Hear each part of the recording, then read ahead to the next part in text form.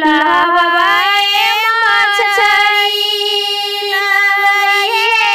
माँ जलिया